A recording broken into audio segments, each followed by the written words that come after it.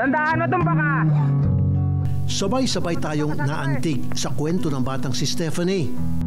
Nasa edad ng 2 taong gulang, literal na parang pasa ng mundo dahil sa bukol na halos sumakop sa kanang bahagi ng kanyang katawan. Mula po nasa sinapupunan ko po siya. May bukol na po siya.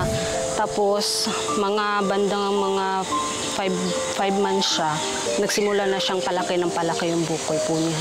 Hanggang ngayon po, nag 2 years old siya. Tuloy-tuloy po yung paglaki ng bukol niya. Hindi na siya makatayo, tulad nung dati na magtakbo-takbo pa siya. Tapos magpanay-iyak na lang po siya. Panay-higa na lang. Pilit na nagsumikap ang mag-asawa.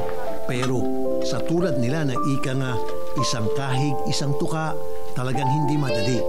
Ano lang po kami na baba lang yung bigay sa ating hindi ako nakapasok mga isang buwan ng gitna. Kaya pinaano ko ba na dito naman. Kaya nakamalis ako sa trabaho.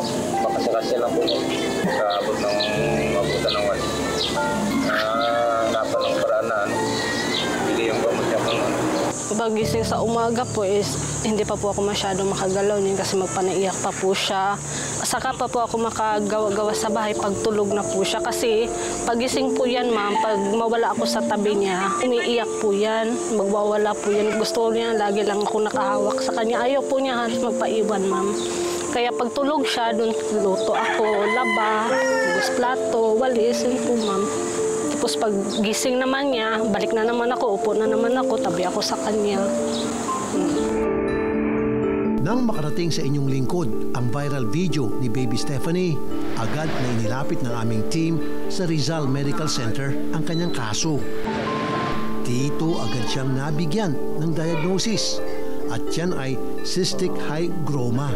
Nangyayari yon pag nagkakaroon ng problem sa lymphatic system o sa lymphatic vessels natin. Pag nagkakaroon ng problema dun sa lymphatic vessels, nagkakaroon ng bara, nagkukumpul-kumpul, lumalaki sila, so dun naiipon yung tubig. Kaya siya lumalaki. Okay din, pero pag 3 linggo lamang mula nang makipag-ugnayan kami sa Rizal Medical Center, sumalang na sa operasyon si Baby Stephanie. Ngunit aminado si Doc, may posible pa rin maging problema. Pinaka-challenge kasi yung dun sa arm niya, halos wala kasing natirang normal na tissue.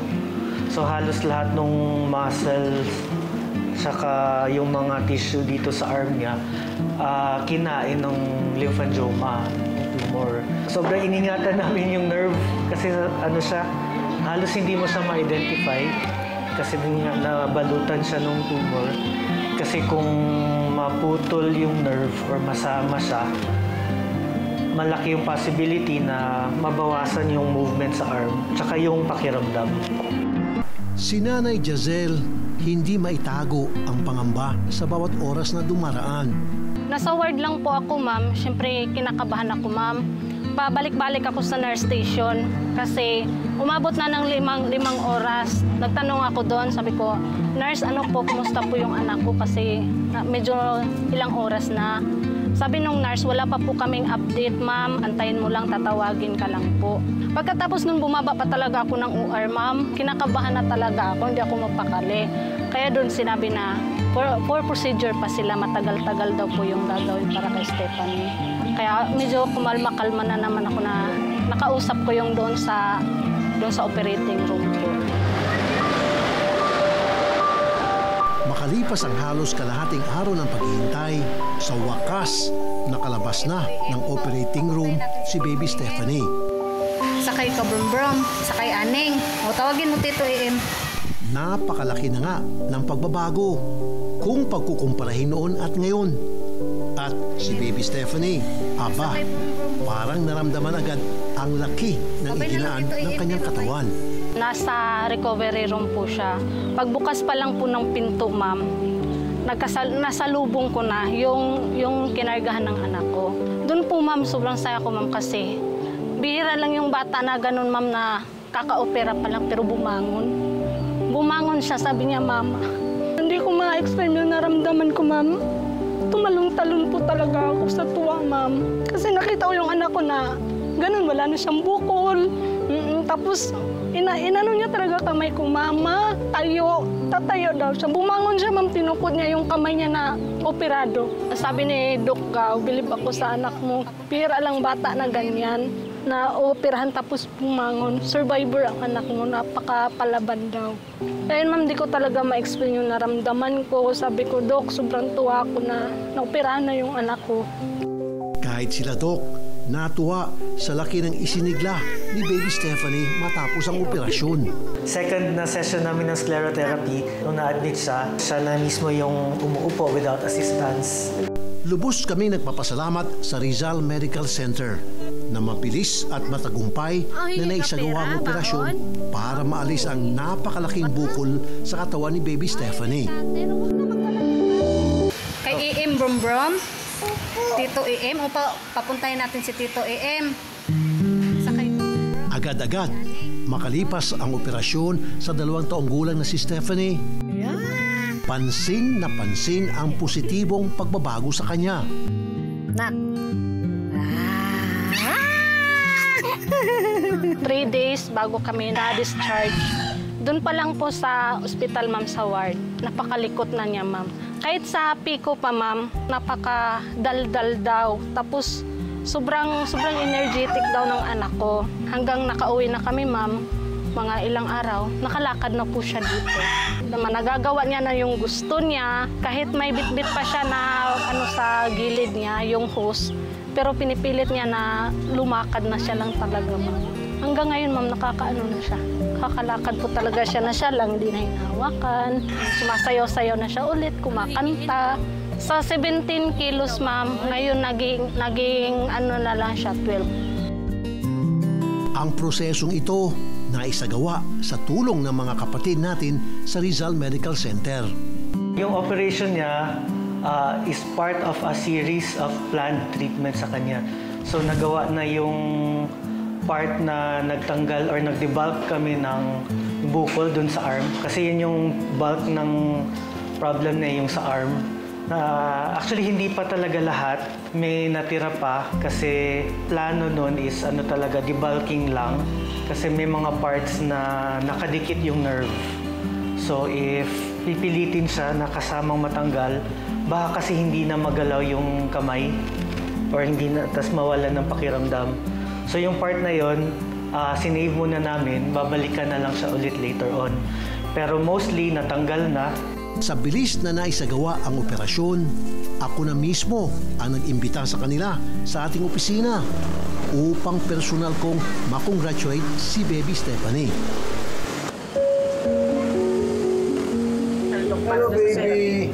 Huwag ka matakot sa akin, kaibigan tayo. Pag ma-admit kami din talagang dalawa na sa ospital. Kasi kailangan dalawa yung watcher doon. Kaya nahinto siya sa trabaho muna ngayon. Nahinto ngayon? Opo. Sus, walang trabaho. Paano ng mga pangilang ni baby? May na po siya, minsan po may extrahan po siya doon sa amin. Paano kung walang ma-extrahan? Hanap po ng paraan, sir. Sige, bigyan ko ng extra. Akin na. Ito po, meron akong 50,000. Ito, bigay ko po sa inyo. Sige po, tanggapin niyo po. Hello, baby. Oh, baby, sabi ito. Ay, huwag si baby, si mami, ha? Thank you po. Sige, wala ka naman po. Baka pwedeng puhunan kung meron kang alam na balit na negosyo. Opo, sir. Tapos ang mga gamot-gamot kay baby. At kung kailangan pang mga gamutan, therapy, sagot ko po yun, ha? Salamat, sir. Walang anuman po. Okay po, sir. Salamat ko talaga, sir, na nakaano kami sa inyo, na natulungan siya, na-operahan siya kaagad, sir. Pagtapos niya operasyon, sir, pagka-discharge namin, mga 2 days sa bahay kami, nakalakad na talaga siya. Praise the Lord. Yes, Okay. sir. Kaya lang po, Galing. salamat kami kay God at sa iyo din po. Of course, kay God po. Ako po yung ginamit ng instrumento. Yun po yung importante pasalamatan natin.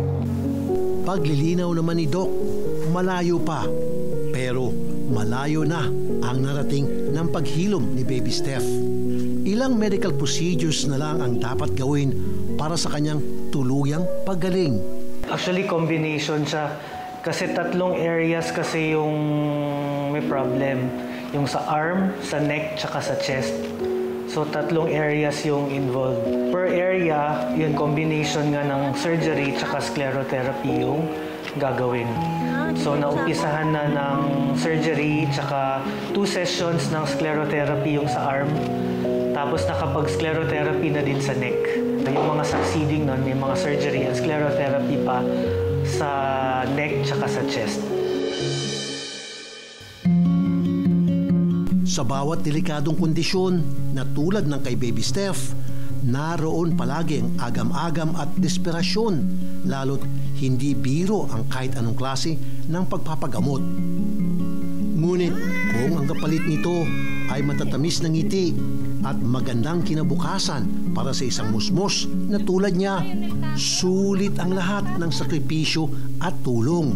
Para po kay Sir Alfie Tulfo, Sir, maraming salamat po na dahil po sa inyo naoperahan po yung anak ko. Napakalaking blessing niyo po na dumating sa amin. 2 taon po na dala-dala niya yung bukol niya. Ngayon po na naoperahan na siya, bumabalik na po yung sigla niya. Thankful po kami sa inyo, Sir Alfie Tulfo. Maraming salamat po. Sana marami pa kayong matulungan po na mga taong nangangailangan ng tulong, mga mahihirap. God bless po sa iyo, Sir, at sa buong pamilya niyo po. Salamat Po, po. Idol, Ano? Rafi, Papa. Tulfo, Papa. God God bless. bless. Lengkes.